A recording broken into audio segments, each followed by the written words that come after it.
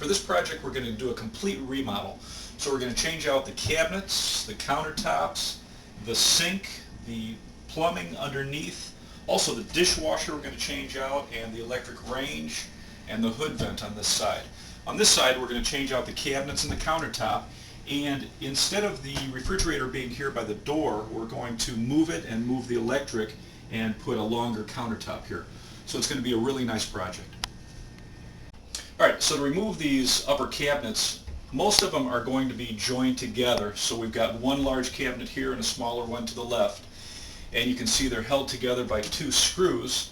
And then the cabinet itself, and I'll remove these 2 screws first. Then we've got 2 screws down low and 4 screws up high on this upper cabinet. What I'll do is the same way, I'll remove the lower screws first, working my way up to the top. It's better if you have a helper who can hold one side of this as you're removing the screws. If you don't have a helper though, you can cut a 2x4, the size between the counter and the bottom of this upper cabinet, and make it slightly longer, wedge it into place, and then as you remove these screws, it'll help hold it until you're ready to grab it and pull it down, and you can really just ease it off and drop it down onto the countertop. Alright, for the base cabinets, this is only held in place with 2 screws. So I'll remove the drawers, I'll pull them out, I'll lift them, get the drawers out of the way, remove the 2 screws that are screwed into studs into the drywall, and this should pull away. Again, you're going to have to look at what you have. Some countertops are connected with small pieces of angle iron, so you'll just have to see how they connected it in your home.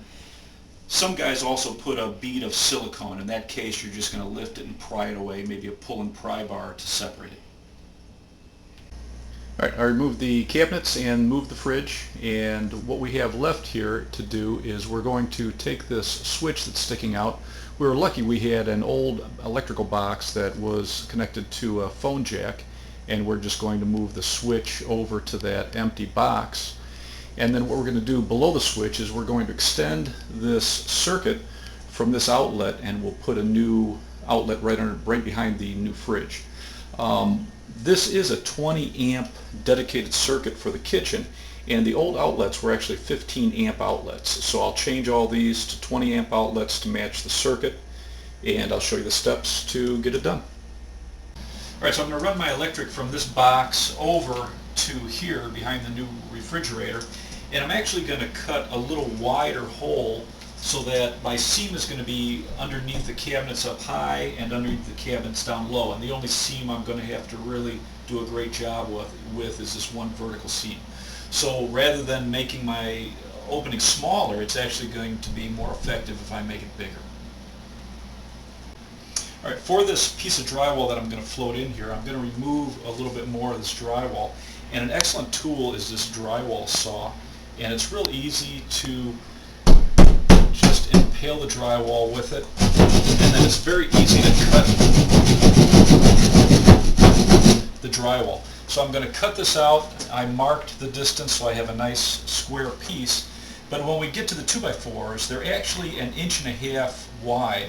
So I want to use a razor knife, and I'm going to cut 3/4 of an inch so that this side of the drywall is catching the 2x4, and then this new piece that I'm going to float in here, we can screw it right into here, and both sides are going to be very strong.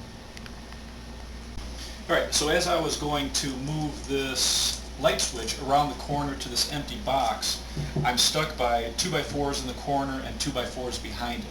So I've decided now I'm going to swing the switch right here. I marked the center of these outlets so they're all on the same line. I marked the center of this box, and I'm going to line up that mark. I'm also going to use a scrap piece of drywall as a guide, and I know it's 1/2 inch drywall, but I'll use this as a guide to mark where I'm going to put the new box, and then we'll run our switch right here.